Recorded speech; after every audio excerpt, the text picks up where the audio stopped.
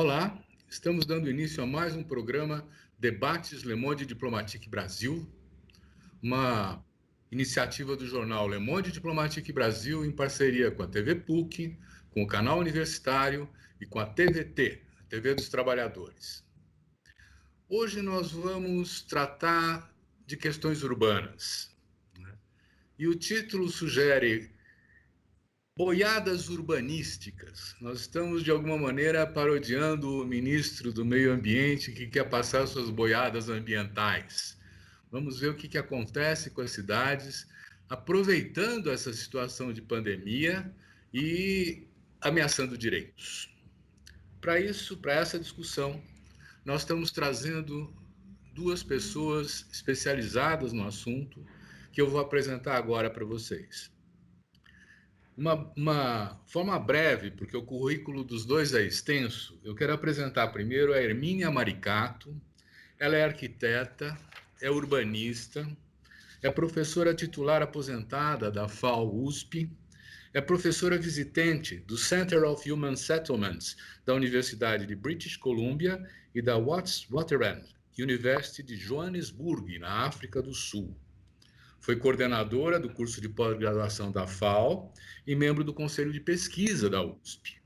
Foi secretária municipal de Habitação e Desenvolvimento Urbano do município de São Paulo e ministra adjunta do Ministério das Cidades. Atualmente é fundadora e membro da Coordenação Nacional do BR Cidades. BR Cidades é outra rede que nós estamos trazendo aqui. Na vez passada nós trouxemos a plataforma de movimentos sociais pela reforma do sistema político, uma outra rede da sociedade civil. Dessa vez nós estamos trazendo a BR Cidades e quero apresentar também o José Ricardo Vargas de Faria, que também é membro do BR Cidades.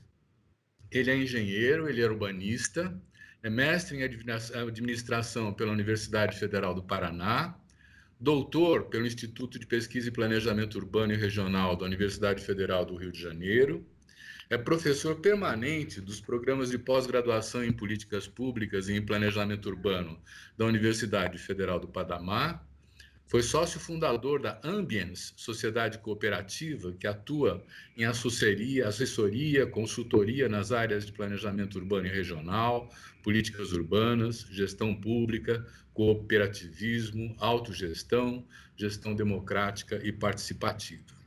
Ele foi o primeiro tesoureiro da Associação dos Professores da Universidade Federal do Paraná, foi secretário-geral da Sociedade Brasileira de Estudos Organizacionais e atualmente é diretor do Sindicato dos Engenheiros do Estado do Paraná. Eu quero agradecer muito a presença dos dois nesse debate e começar me dirigindo a você, Hermínia. Que história de boiadas urbanísticas é essa? Que título é esse que você inventou para a nossa conversa? Olha, não inventei, não. Esse título surgiu na nossa rede. A nossa rede reúne especialistas de mais de 30 universidades, temos núcleos em mais de 16 estados. Ela cresceu de uma forma impressionante e eu concluo que é por causa do tema. O tema é a questão urbana de repente sumiu da agenda política nacional, fala muito pouco dela, ela volta a surgir por conta da pandemia, não é? A pandemia tem muito a ver com condições de vida urbana. Você está vendo aí que as pesquisas recentes apontam que o transporte coletivo é um dos maiores disseminadores do Covid-19 e também as condições de moradia e de saneamento também são muito responsáveis por isso, não é?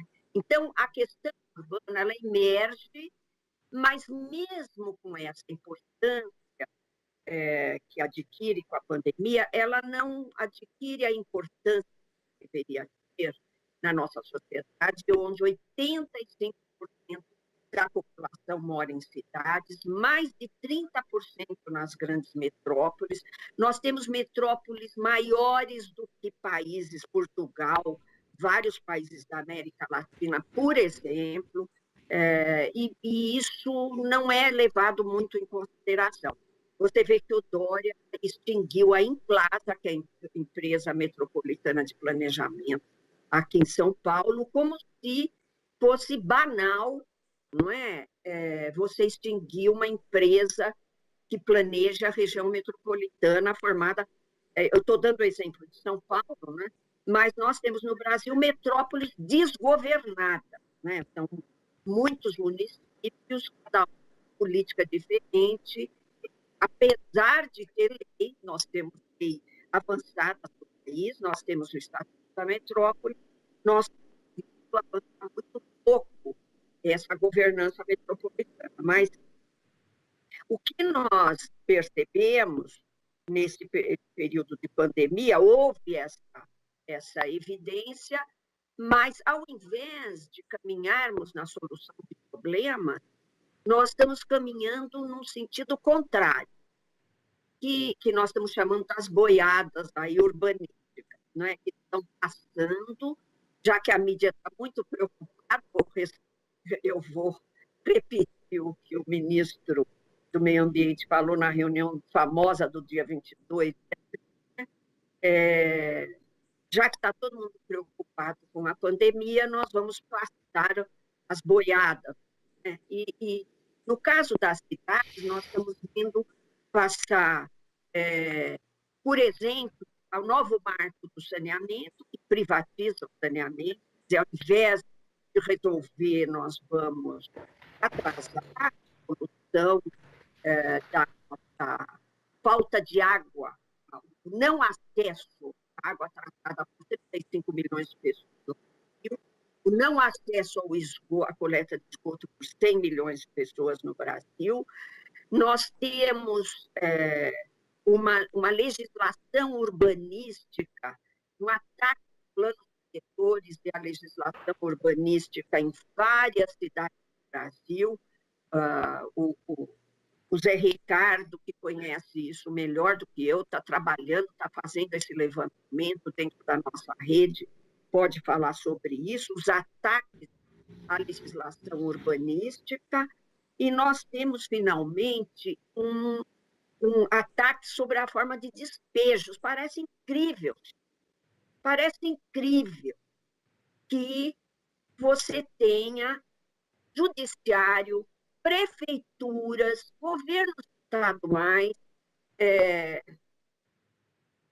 decidindo colocar populações vulneráveis nas ruas, com idosos, com crianças, neste momento de pandemia.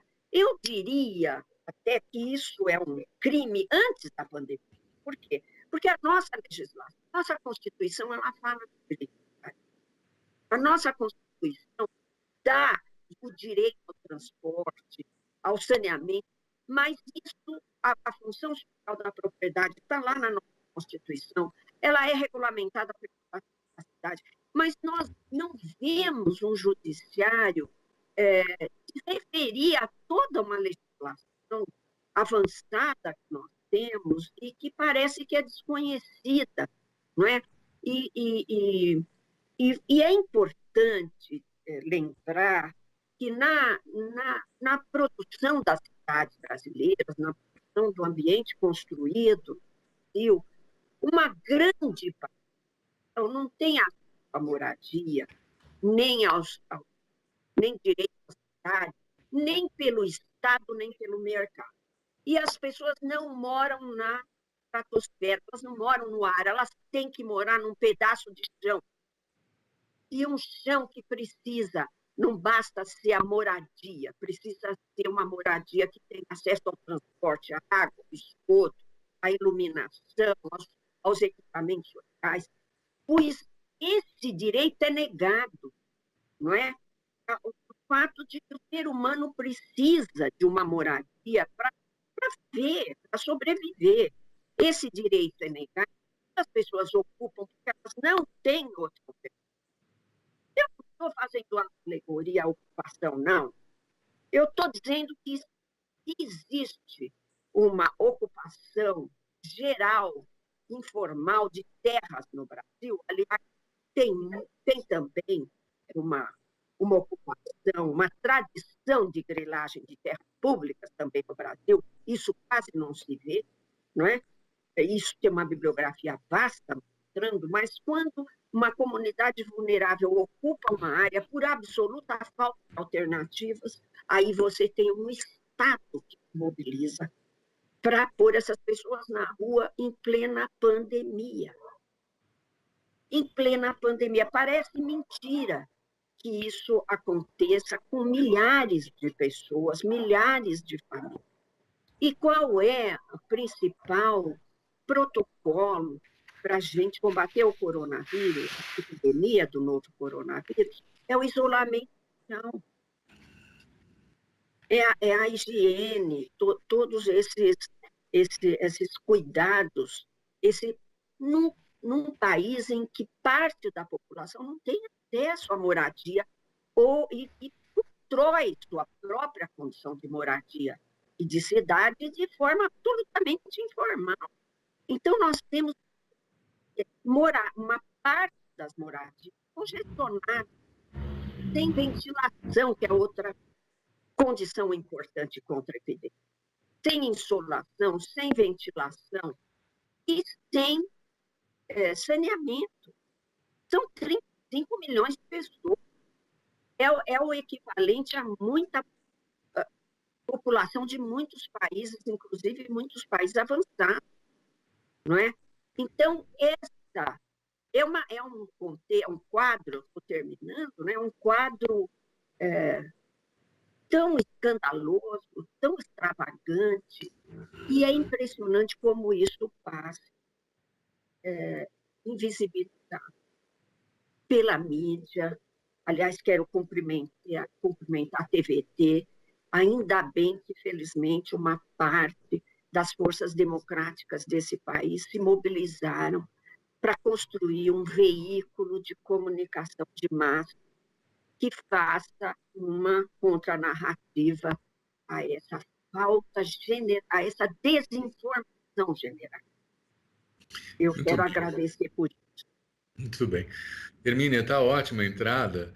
E eu continuo perguntando, assim, eu já percebi que tem algumas boiadas que estão passando, né?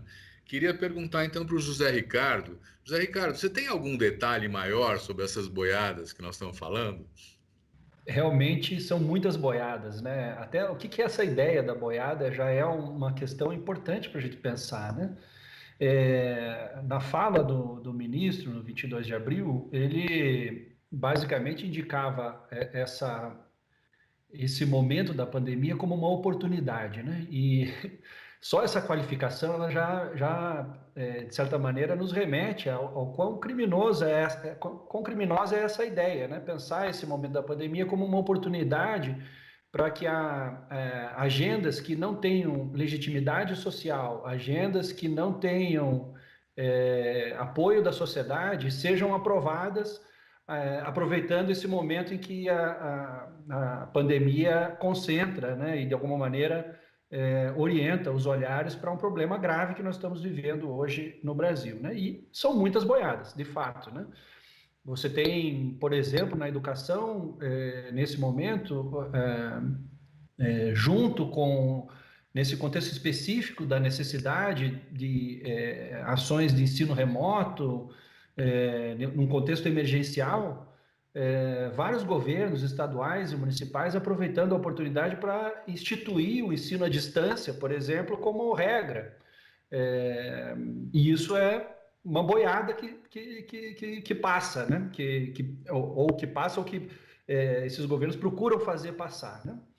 E a gente, na rede do BR Cidades, identificou que isso vinha acontecendo também nas prefeituras, nas cidades de modo geral, tanto em políticas estaduais, também federais, relativas à questão urbana, né? À política urbana.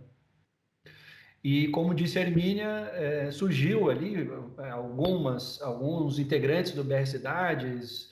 Lembro do professor Demóstenes, da Universidade Federal de Campina Grande, do Observatório das Metrópoles, do professor Cazu, também, da Unifesp, professor Adalto, do Rio de Janeiro, várias pessoas, aqui não vou falar todos, mas começaram a falar, olha, está acontecendo isso no urbano, a gente poderia identificar, então, que existe, de fato, também as boiadas urbanísticas, né? Foi assim surgiu essa ideia, essa expressão, né, de que nós tínhamos, então, boiadas urbanísticas.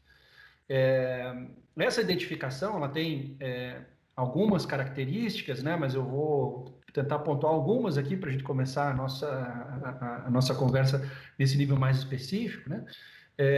Mas uma das questões, e aí sempre lembrando essa ideia, né? Essa agenda não é uma agenda que surgiu no contexto da pandemia, é justamente a janela de oportunidades que o contexto da pandemia, nessa perspectiva desses agentes, né? Perceber a pandemia como se fosse uma janela de oportunidades. Então, basicamente, né, são alterações legislativas, por exemplo, que favorecem o mercado imobiliário, isso tem aparecido com bastante frequência. Então, alterações de coeficientes urbanísticos que permitem atender interesses do mercado imobiliário em termos de construção. Em alguns casos, como é o caso do Recife, alteração no plano diretor sem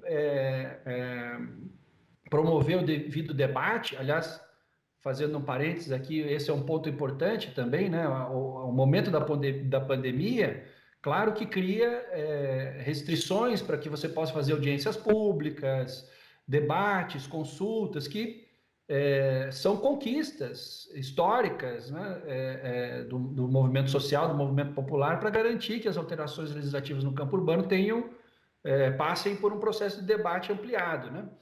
E, nesse contexto, os governos têm alegado a dificuldade de você fazer, então, audiências públicas, justamente porque você não pode ter aglomerações, e aí, justificando nesse sentido, promove alterações sem o devido debate, né? No caso do Recife, fazendo alterações de coeficientes de aproveitamento nas EIs, que são instrumentos justamente orientados para a habitação de interesse social, e que, né, nesse contexto, têm sido transformados, ou há uma perspectiva de transformação desse instrumento num instrumento favorável ao mercado imobiliário, desvirtuando completamente o sentido do que é esse instrumento. Em São Paulo, a gente também tem situações de alteração na operação urbana consorciada, uma proposta de alteração na operação urbana consorciada da Água Branca, também mais ou menos nesse mesmo sentido, né, alterando valores dos certificados de potencial adicional de construção e também coeficientes, né, de alguma maneira também atendendo interesses do mercado imobiliário, né? E, fundamentalmente, alterações também em questões de acesso ao espaço público têm aparecido, mas, fundamentalmente, a supressão dos processos participativos. Essa é uma constante em várias das alterações que a gente tem identificado, né? Justificar pela impossibilidade da realização da audiência, então, a supressão do processo de debate. Isso tem acontecido em vários municípios, né? Tem casos de alterações de planos diretores em Santa Catarina, aqui no estado do Paraná, enfim.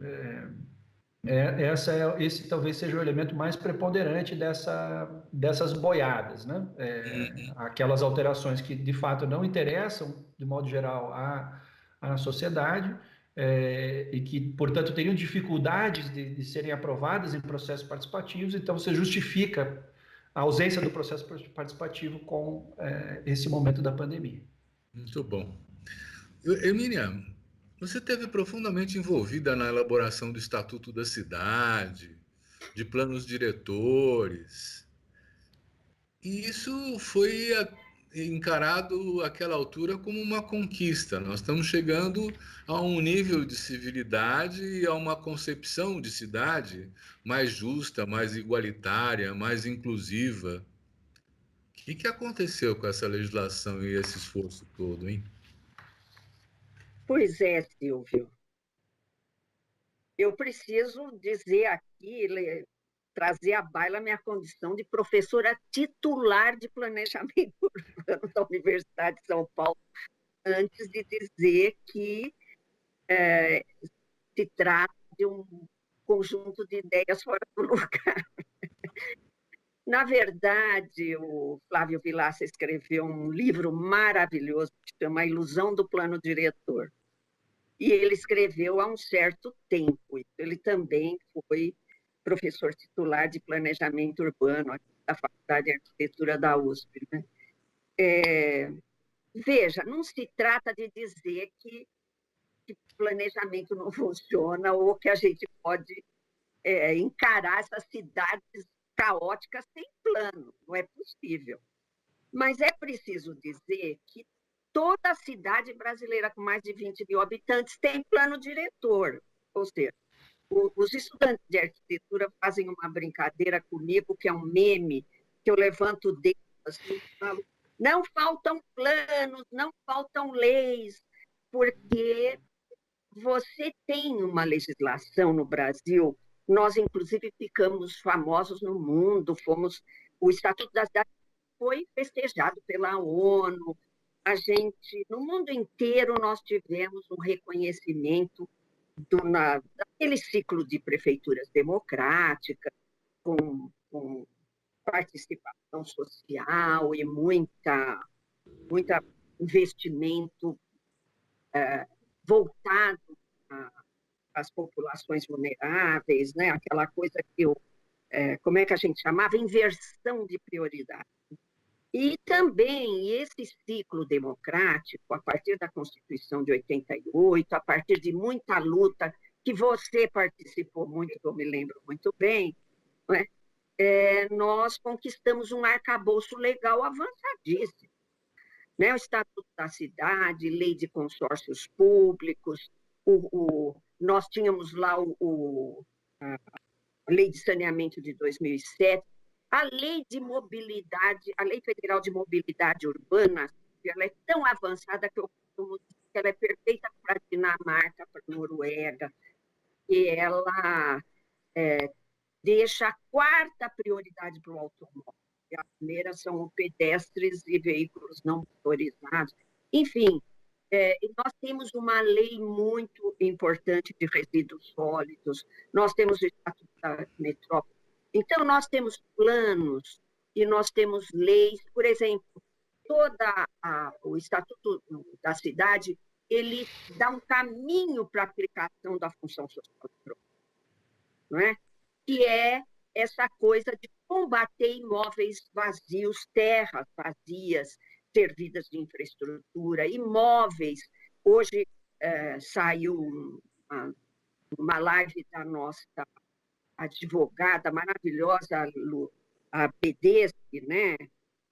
Luciana, que ela está falando do número de imóveis vazios na cidade de São Paulo. É uma coisa impressionante você imaginar que há imóveis vazios em áreas centrais, totalmente servidas de transporte, de todo o equipamento que imaginar, e a gente sendo despejada das periferias extremas, a gente ocupando a área de proteção dos mananciais, porque não tem outra saída, e lá nós temos milícia parcelando terra para venda à luz do dia, para quem quiser ver, né? Então, nós temos uma situação de ideias avançadas no discurso. Não é? Eu uso muito a expressão do Roberto Marques, das ideias fora do lugar, porque é tudo muito detalhado, é tudo muito gabinete, né? Quando a realidade, o Sérgio Buarque de Holanda, né, falava, é uma mentalidade livresca, né, discursiva, e a realidade morre asfixiada, porque ela não inspira a produção de políticas efetivas de mudança, né? Eu não poucas vezes eu fiz apelos ao judiciário, Ministério Público, eu não posso nem me queixar, porque nós temos do nosso lado uma parte do Ministério Público agora, né, que está trabalhando teses, mestrados sobre a questão urbana e começa a perceber toda essa essa contradição entre lei e realidade, e nós temos a Defensoria Pública do nosso lado. A Defensoria Pública é uma grande parceira da nossa rede do BR Cidades. Está presente no Brasil inteiro, né? E agora, veja que coisa interessante que é essa nova forma de comunicação. Antes, né, para o Zé Ricardo estar trabalhando numa rede como esta, da gente procurar trazer à tona, evidenciar as boiadas urbanísticas. Sem essa rede de internet, seria muito difícil. E esse trabalho, ele começou assim na nossa rede. O pessoal de Recife falou, olha, as zonas especiais de interesse social, elas foram criadas para proteger espaços, como o Zé Ricardo falou, para a habitação de interesse social. E elas estão sendo usadas para o oposto, quer dizer, já que você tem uma reserva para habitação social, o mercado imobiliário tenta se apropriar. Sabe quando você tem uma legislação que é aplicada pelo seu contrário? É isso. Isso não é boiada. Eu não sei o que é com aquele conceito. Não é? Mas, então, olha, está acontecendo isso em Recife. Olha, está acontecendo isso em Santa Catarina, em alguma cidade. Olha, lá em Natal, né, Zé, também tem o plano diretor de Natal, que eles querem aumentar o gabarito de ocupação da orla de Natal. Isso é quase Brasil, aumentar o gabarito da orla, nós podemos dizer que é o Brasil todo, e isso traz absurdos, como tirar, muitas vezes, o sol da praia, não é? Que acontece aqui na cidade de Santa Catarina, que eu esqueci o nome, né? Você tira o sol da praia. Camboriú, isso. Então, são absurdos que dizem respeito ao direito básico, que não é só das populações vulneráveis, não. Você tem uma parte da classe média que está emburrecida também por conta da desinformação, porque isso é importante para todo mundo saber que o transporte coletivo é um grande vetor de contaminação, por exemplo. É importante para todo mundo saber que o mercado imobiliário, que nos últimos 10 anos elevou o preço da moradia e o preço dos aluguéis, a ponto de criar uma crise que as nossas cidades ficaram dispersas por conta da política fundiária que acompanhou o boom do mercado imobiliário nos últimos 10 anos, tudo isso diz respeito ao custo da cidade. Quando ela é mais dispersa, ela custa mais caro, porque você tem que levar transporte coletivo, água, esgoto, iluminação para as periferias, vazios no tecido urbano, as cidades de porte médio aí que mostram muito isso, não é? Então, eu quero trazer isso à baila, né? Eu não sou contra a legislação que está aí. Eu acho que nós queremos aplicar a legislação que está aí. Aplicar a função social da propriedade. Aplicar o direito à moradia, não é? Nós estamos falando, então, na verdade, de vamos dizer assim, de um controle sobre a cidade pelo mercado imobiliário, pelos interesses do capital, que sacrifica a qualidade de vida, por exemplo, a Sombra em Camboriú, né, para poder fazer os seus investimentos e ganhar dinheiro com isso. Vai na onda, né, dessa também, esse impulso de privatizações que agora está chegando nas cidades, na área do saneamento, já entrou na mobilidade, né? E é curioso, porque em muitos outros lugares o movimento é contrário, quer dizer, não se está mais privatizando os serviços públicos, se está remunicipalizando. Paris, por exemplo, retomou a gestão pública da água 10 anos atrás, porque antes tinha dado para um duopólio, duas empresas de exploração nessa área. O que aconteceu? As tarifas foram continuamente aumentando e a qualidade do serviço deteriorou. Então, o que aconteceu com o Legislativo Municipal lá? Eles decidiram retomar a gestão pública da água diretamente pela Prefeitura de Paris, alegando o seguinte: as empresas privadas atuam de maneira incompatível com a prestação de serviços públicos. Olha só, né? E em 10 anos, agora, a água de Paris está 40% mais barata do que no entorno que está privatizado, a qualidade melhorou e o investimento aumentou. Mas aí tem um pulo do gato, né? Foi criada uma comissão de gestão da água que tem os funcionários da área do saneamento, tem os usuários representados e tem os representantes de governo, além de ter cientistas para garantir a qualidade da água, né? Isso significa que a participação aí foi central. E agora, Zé Ricardo, nós também tivemos uma estrutura de participação efetiva. O Conselho das Cidades, os conselhos de gestão, não é? Como é que você vê essa tensão entre o público e o privado e essa onda de privatizações aqui no Brasil agora nas cidades? Eu até a fala da Emília agora há pouco falando sobre não faltam leis, sobre o meme que tem com a imagem dela dizendo que não falta. Eu tenho uma disciplina no programa de pós-graduação em planejamento urbano aqui na Federal do Paraná, que uma das aulas a gente trata desse período, né? O período do Ministério das Cidades, do período em que se produziu realmente uma alteração e um conjunto de instrumentos de política urbana nacionais importante, né? Então tem bastante bibliografia sobre isso, mas eu mando, além da bibliografia, o meme também faz parte, compõe a bibliografia, porque ele sintetiza um pouco a ideia para os alunos do que a gente passou nesses últimos anos, né? Como você bem disse, né, e eu tinha já comentado um pouco antes, essa agenda ela não surgiu nesse momento, né? A agenda das privatizações, mas é como você falou, né, Silvio?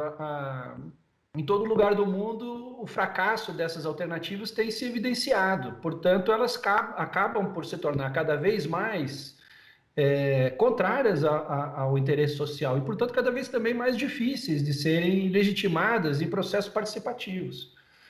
Aquele processo participativo que foi construído, ele acaba por se tornar um entrave a essas transformações que atendem aos interesses particulares, específicos de determinados setores que procuram explorar lucrativamente a água, né? Essa questão hoje agora do novo marco do saneamento, né?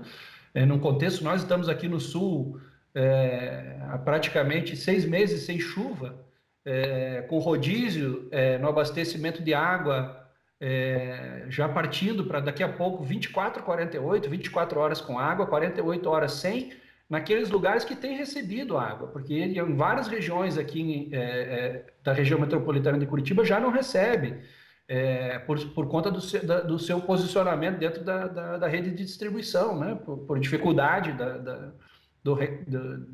enfim, de levar água por recalque nessas áreas. E, portanto, o acesso à água, especialmente pensar nas possibilidades do acesso à água do aquífero Guarani, por exemplo, que é um enorme patrimônio nacional, né? Justamente nesse contexto, é privatizado. Isso, obviamente, não tem nenhuma legitimidade social. Em que momento isso poderia ser, com ampla discussão, aprovado?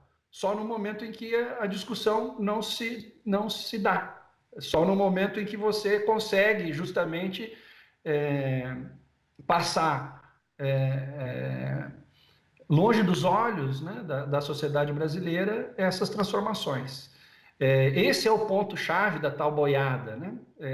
Justamente aproveitar esse momento para tudo aquilo que é contrário ao interesse social possa ser efetivamente realizado, né? E como você falou muito bem, Silvia, nesse contexto, me parece, cada vez mais, né, há uma percepção do fracasso dessas alternativas, portanto, elas sempre têm cada vez menos legitimidade, portanto, cada vez mais dificuldade, né? Mas é evidente que a correlação de forças hoje não é muito favorável, né? Isso a gente também tem que reconhecer, né? O que piora ainda nessa dificuldade que nós temos em termos de mobilização, né? O ponto, por exemplo, dos despejos, né? Ainda que tenha se conseguido construir alguns instrumentos jurídicos de garantia de que não houvesse despejos nesse período, né? Justamente porque a moradia agora é fundamental no processo, no momento em que a necessidade de distanciamento social é central, né? Se construíram mecanismos jurídicos para garantir que não houvesse despejo, mas o que nós estamos vendo? A continuidade dos processos de despejo. Né? E aí, no momento em que você também tem dificuldade de mobilizar a sociedade para enfrentar esses processos. Muito obrigado. Hermínia, nós vamos eleger ou reeleger mais de 5.400 prefeitos e alguma coisa como 50 mil vereadores, né?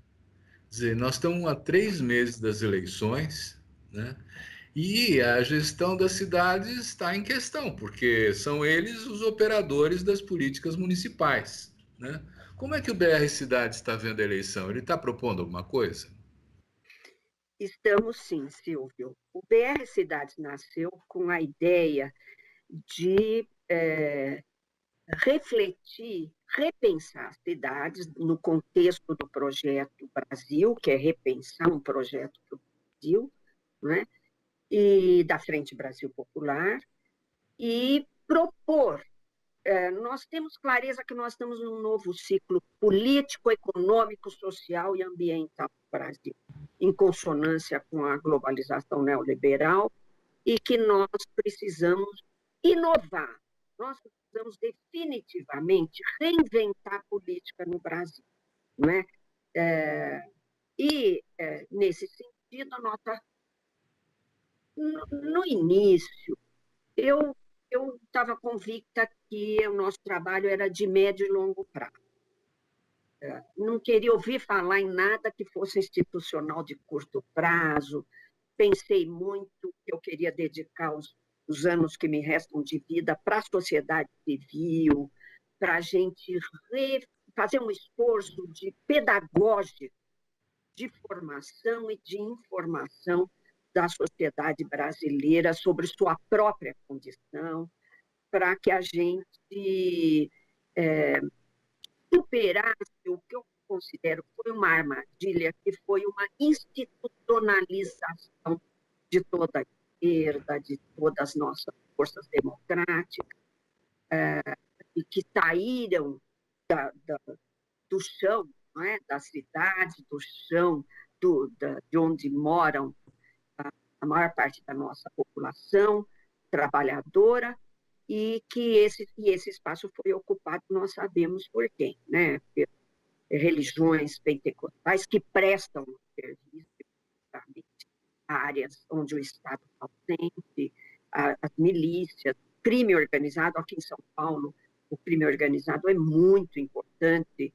Nós temos estudos aí que mostram isso, inclusive para garantir até previdência para mães de muitos companheiros deles mortos, tal, né?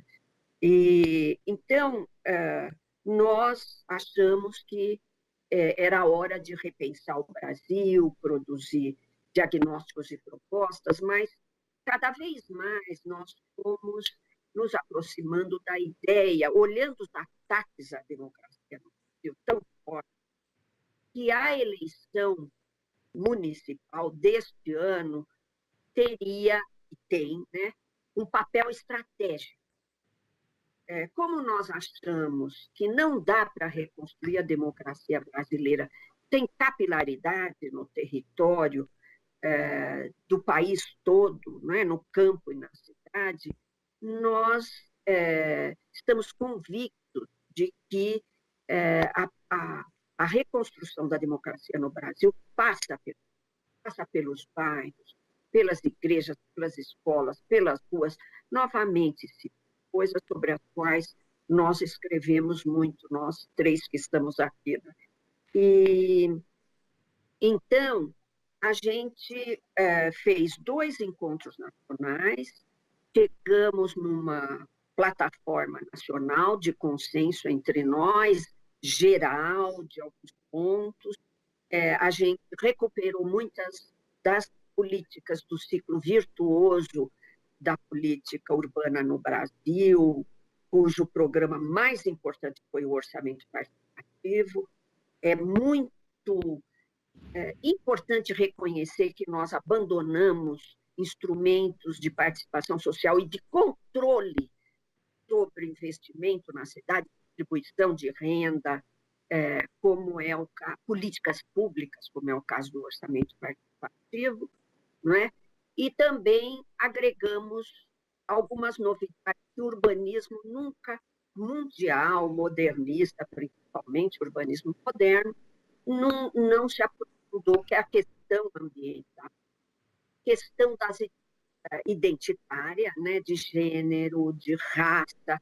No Brasil, principalmente, não dá para acreditar numa democracia que não coloque a questão da raça como uma das questões fundamentais, não é?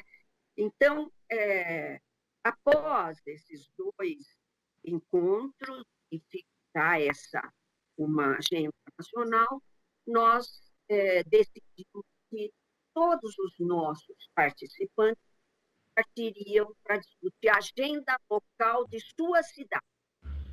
Então, nossos parceiros todos estão trabalhando esse ponto agora. E trabalhando, nós, na verdade, como um pouco fora da agenda, a eleição, por incrível que pareça, aqui, nós estamos há 3 meses da eleição, né? Nós temos sido muito procurados por candidatos, é impressionante, né? Para que a gente ajude a discutir agendas de governo, plataformas de governo, projetos de governo, né? Municipal e no Brasil todo. Quer dizer, tem gente que se interessa. Mas é incrível você ver os partidos tão pouco mobilizados nesse sentido.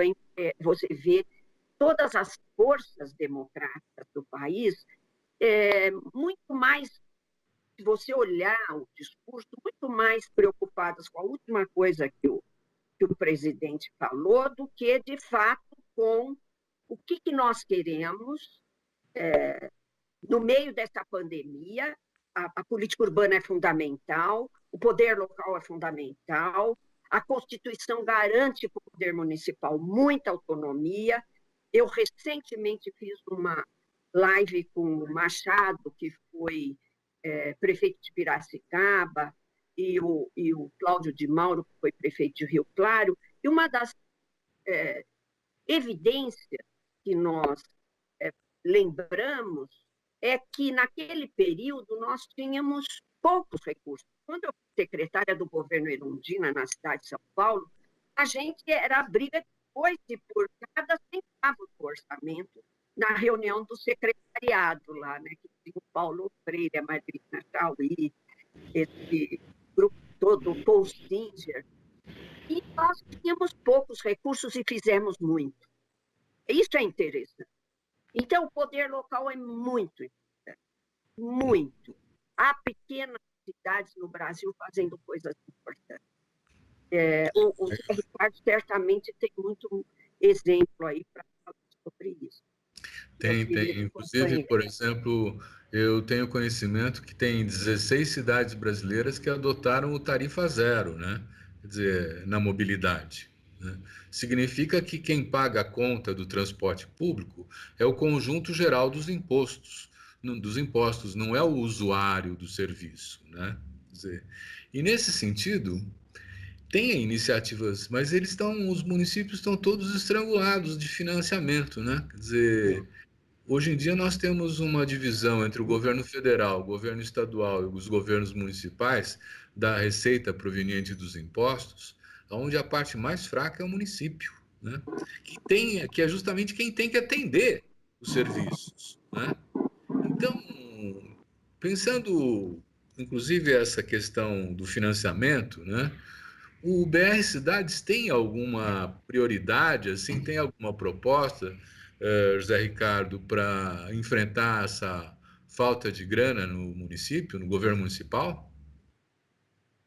E um problema que tem se aprofundado, né, nas últimas décadas, vamos dizer assim, né? A própria constituição do movimento da reforma urbana, ela teve esse caráter municipalista, né? Porque efetivamente as forças democráticas do período da redemocratização, elas estavam nas cidades. Isso é um ponto importante, né? Governo central, os governos centrais, né? Você não tinha processo eleitoral para os governos centrais, nem mesmo nas capitais você tinha processo eleitoral, mas você tinha processo eleitoral nas pequenas cidades, né? Isso constituiu um campo democrático nos municípios, essa ideia do poder local, né? Que de início, quando você tinha esse debate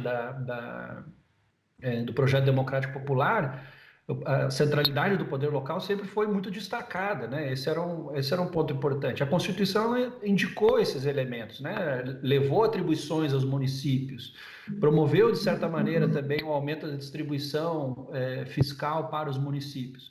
Mas isso teve um momento ali de aumento do financiamento dos municípios no final da década de 80, início da década de 90, e progressivamente isso foi sendo revertido, né? Hoje, cada vez mais, você tem um processo de concentração de recursos na esfera federal, uma diminuição das chamadas transferências obrigatórias, com um aumento das transferências voluntárias, ou seja, o município tem que ir lá inscrever o seu projeto, né? Não define mais políticas públicas, ele acaba sendo um executor de políticas de outras esferas, né? Em alguns municípios um pouco mais estruturados e que eventualmente têm uma dinâmica imobiliária, se valeram de um instrumento também, um conjunto, né, de instrumentos que foram constituídos nesse processo, da outorga onerosa, né, para capturar recursos no processo de valorização. E isso cria uma contradição importante, né, porque o poder local acaba sendo, né, o município acaba se associando, de certa maneira, aos interesses do mercado imobiliário, na medida que tem que criar a valorização justamente para poder capturar parte da valorização. Né? Então, a valorização o aumento do preço da terra acaba sendo, de certa maneira, visto como um processo virtuoso, né? Isso é um contrassenso, né? Porque justamente cria as maiores dificuldades para o município em termos de periferização, de dificuldade de você otimizar as infraestruturas, né? Então, os problemas eles vão se agigantando, né? E a gente vê nesse contexto de uma proposta, inclusive, de reforma tributária, que as questões centrais também não estão sendo enfrentadas, né? Então, segue incidindo a tributação sobre o consumo, independente de uma revisão disso, né? Com muito pouca tributação sobre patrimônio, né? Isso é escandaloso no Brasil, né? Então, você ter proprietários internos, falando especificamente na questão urbana, aqui pensando nos municípios, né? A propriedade, o patrimônio, que poderia e deveria ser o elemento mais tributado, porque é ele que indica justamente a concentração de riqueza que deve ser enfrentada. Quando você olha para o IPTU, por exemplo, você não tem progressividade do IPTU no espaço, por exemplo, né? Ou seja, o indivíduo que tem um imóvel, ele paga a mesma alíquota de tributos que um outro indivíduo que tem 500 imóveis.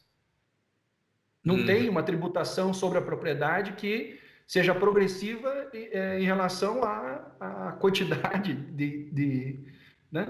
Então, o camarada que tem a sua casa, mora num sobrado, num bairro de periferia, claro que a alíquota pode ser diferenciada em função da condição, né? Mas ele vai pagar muito próximo, né, com pequenas variações, a mesma alíquota do indivíduo que é rentista e que vive, né, da exploração da terra como negócio, né? E ainda mais nesse contexto de financiarização. Então, eu acho que esse é um ponto fundamental da agenda, né? A gente pensar, por exemplo, no caso dos municípios, né? Porque a gente poderia pensar a questão da tributação do patrimônio de modo geral.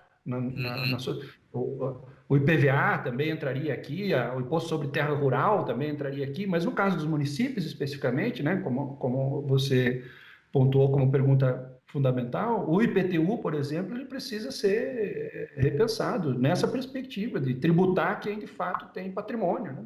Uhum.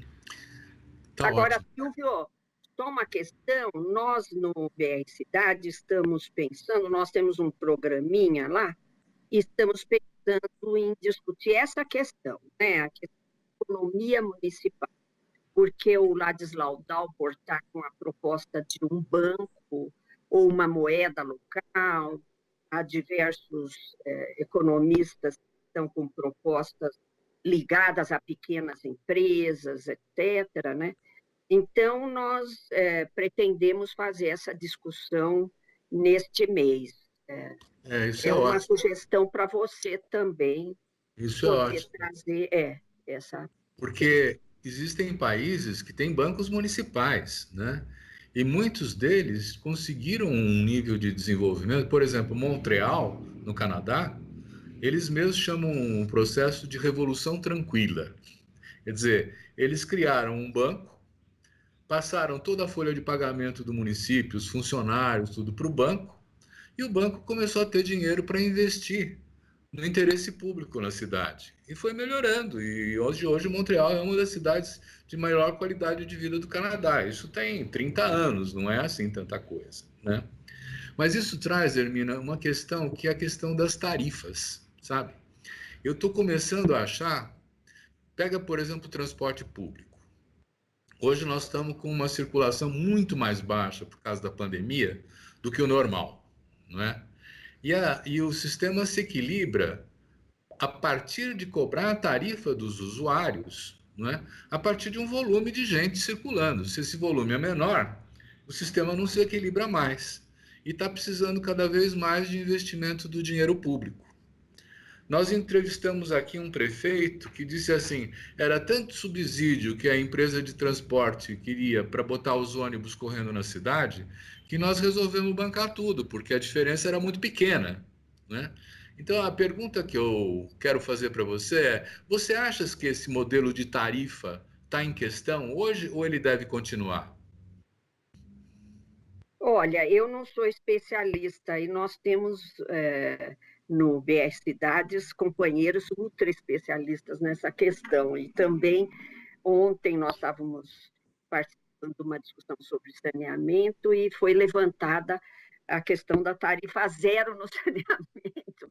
Eu falei, bom, tarifa zero no saneamento, tarifa zero no transporte e despejo zero também, né, que é a nossa grande campanha, nós estamos com algumas palavras de ordem. Eu acho que, bom, primeiro, como urbanista, eu acho que nós temos que discutir transporte ligado à questão do uso e ocupação do solo. Eu não tenho a menor dúvida. Porque, na verdade, nos últimos anos, com a expansão da cidade, nós tivemos a cidade dispersa, nós temos viagens mais longas e nós temos viagens mais caras, né? Então, essa é uma questão que precisa ser trazida.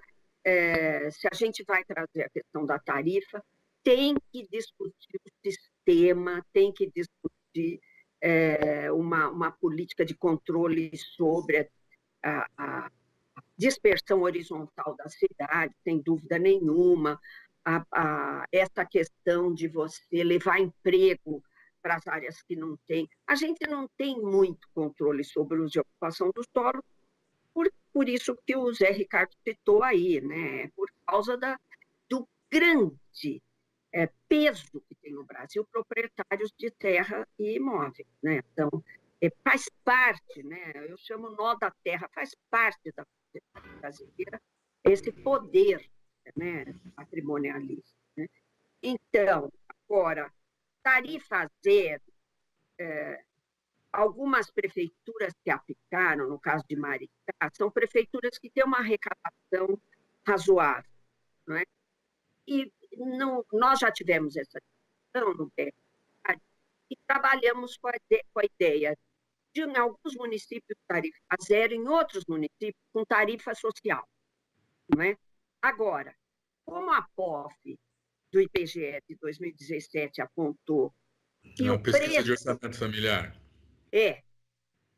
o preço do transporte superou no orçamento familiar o peso da alimentação, eu não tenho dúvida que a questão do transporte ela é explosiva. E nós vamos ter explosões nessa área, porque não é possível mais a população aguentar. Não é? E é uma questão de tarifa e é uma questão de qualidade.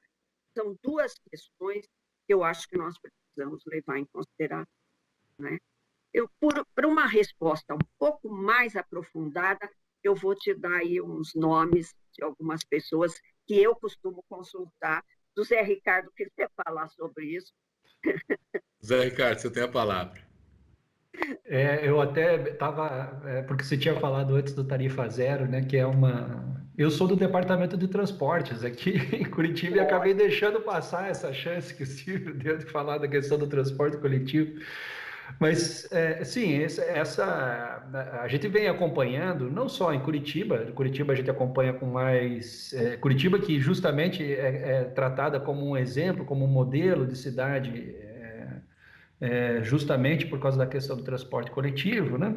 E que é uma das cidades no Brasil, como várias, né, que tem perdido continuamente os usuários do transporte coletivo, e justamente, não só nesse contexto de pandemia, produzido isso que você falou, né? Um ciclo vicioso, né, Silvio? Da perda, quando você coloca lá, divide o custo pelo número de usuários e você vai perdendo o número de usuários o tempo todo, isso... no limite vai nos levar a um momento que você vai ter um indivíduo pagando todo o custo do transporte coletivo, né? Por incrível que pareça, quando a conversa é boa, vai indo, vai acabando. Eu recebi um sinal da produção, nós temos mais 2 minutos. Eu queria passar esses 2 minutos, então, para a Hermínia, uma vez que você acabou de falar, para que ela nos dê um recado. Assim, qual é a prioridade para enfrentar a questão das eleições municipais, Hermínia? Olha, eu acho que a gente tem que ter propostas. E propostas que o povo entenda, que sejam prioridade, que dispute com o discurso dominante, enfim, que a gente saia da bolha. E acho também, eu queria dar um recado para os desenvolvimentistas de esquerda. As cidades importam, o território importa, isso está ligado à propriedade da terra, que é muito importante em qualquer capitalismo, mas no brasileiro ela é muito importante. Vamos nos unir e traçar um outro projeto para o Brasil de desenvolvimento includente e democrático. É isso aí. Muito bom, muito obrigado. Queria Eu não estou agradecer em campanha, não, viu, Silvio? Eu não Você quero está em campanha para uma cidade mais justa e democrática. Essa campanha você sempre teve, né? Isso aí. Eu queria agradecer muito ao José Ricardo Vargas de Faria e à Hermínia Maricato pelo papo que tivemos aqui. Acho que todo mundo gostou. Agradecer aos telespectadores que nos acompanharam nesse debate e dizer que proximamente tem mais. Semana que vem tem mais. Obrigado.